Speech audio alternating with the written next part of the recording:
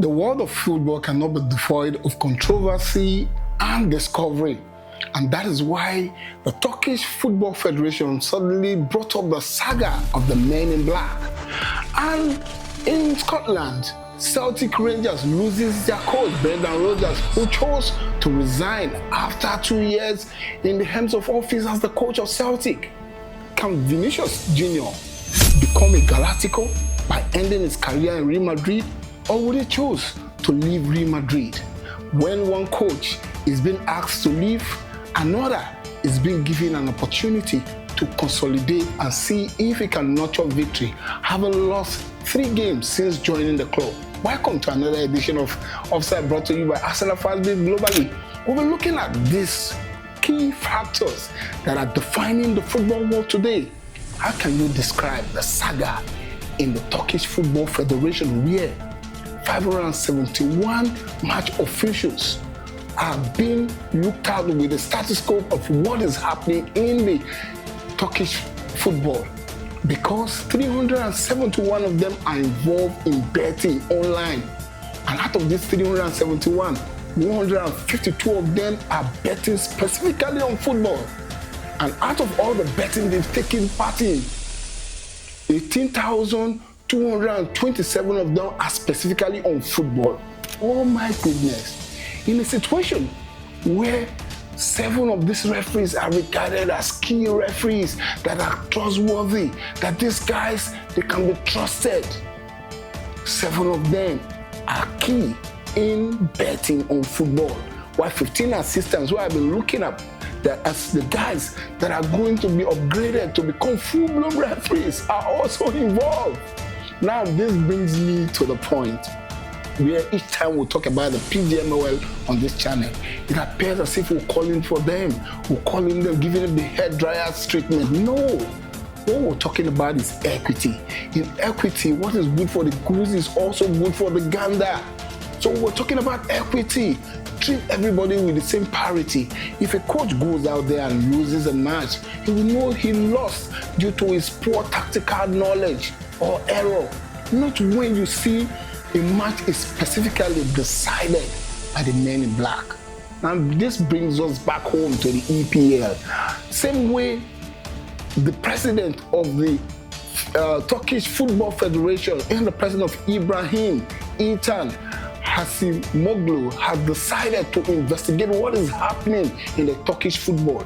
I want FIFA to come inwards and look at what is happening in the PGMO, because every week we see decision making that impacts the football matches in the EPL taking place in spite of the VAR.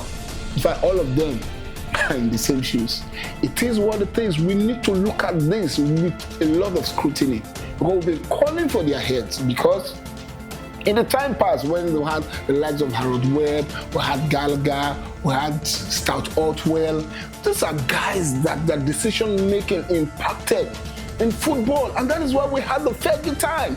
You remember the sobriety given to Harold Webb is that he is United, and we knew it, we saw it, we experienced it during the Fergie time. When United will be losing, the next team, they'll give like 10, 20 minutes, 15 minutes extra time just to see that United will return into the game and win it. These are the things that decide games. So we're not talking about whether you support one club or the other. We're talking about equity. And it is good that the Football Federation in the Turkish League are now beginning to take that decision to investigate their own. So let's come back home and ensure that the PGMOL are also investigated. Anyways, going back to Spain, we watched the recent El Clasico and the attitude, the antics of Vinícius Jr. on the sideline when he was substituted. It is good to be upset as a player when you're substituted, because you want to give in your all, especially when you look at the El Clasico and the petulant words or statements of Lamine Yamal during the week before the match took place. Everybody wants to get into that game and give their best. But when you are replaced, when you are substituted, it is not for you to throw antics and start misbehaving and start asking, why me, why me? If not you, who else? Somebody has to take the fall. for another player to be substituted. Those guys sitting on the bench also want to play. So what you do is double up and look at what your coach wants you to do. Improve on it rather than showing antics. So the $1 million question is, do you really think that Vinícius Jr. can end his career in Real Madrid as a true Galactico? I don't think so. Because if he truly wants to be a Galactico, then he should look inward and backwards at players like Kaká, at players like Robinho, at players like Ronaldo, at players like... These are players that played for Real Madrid. Marcelo, Carlos Roberto. These are guys, these are legends that play for the club. So you need to end up well. And when they return to the club, they're treated as legends. You can't just tell me, well, anyways, there's a carrot waiting for him in Saudi. Because the situation where he's going to be earning close to about £5 million annually, that is huge. So you want to take that money. You never can tell. Maybe that is where his mind is tilting to, that look, rather than being substituted, let me go to the place where I'll be treated like a king. Anyways, now we'll go to Scotland. Celtic Rangers. Celtic is a team, or rather Celtic, not Celtic Rangers. Celtic is a team being coached by Brendan Rodgers. And Brendan Rodgers happened to be a good coach. But in the last 2 years, it hadn't worked out for him at Celtic. And this made him to face a lot of criticism, and the hierarchy at Celtic weren't so happy with him. But somehow, he chose to resign his position as the coach of Celtic. And the majority shareholder at Celtic, who happened to be Dermot Desmond, described Brendan Rodgers as annoying, as self-serving, and creating diversity. So it is quite unfortunate to describe a coach that has so much, attitude, winning mentality suddenly. Because when he coached Liverpool, it wasn't like that. When he coached Leicester City, it wasn't like that. But anyways, he has decided to throw in the towel by saying, I'm going to coach again. But we hope and wish him the best going forward. And for Nuno Espirito at West Ham, rather than West Ham dangling the huge hammer on him, I said I want to look at how we're going to give him some time more to settle into the game, because all the matches he has played so far, he has lost them. But they're hoping that they're not going to wear the big rod, or rather the sledgehammer over him, just the way they did at Nottingham Forest over Ange.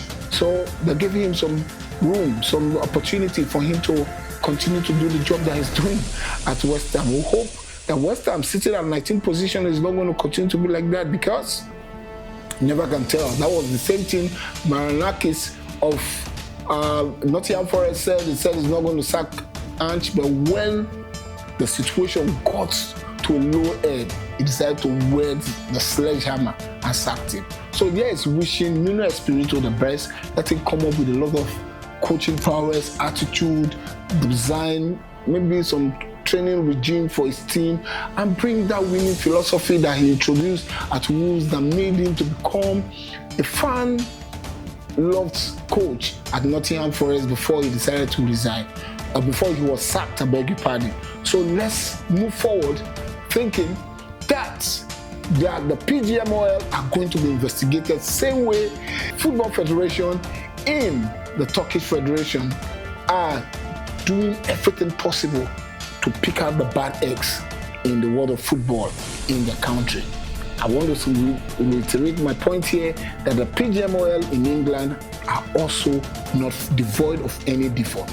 Until I come your way again, don't forget that this is the Offside brought to you by Arsenal Fans. Subscribe to the channel, hit the subscription button, and also share it. But together we can build this community. This is the Offside.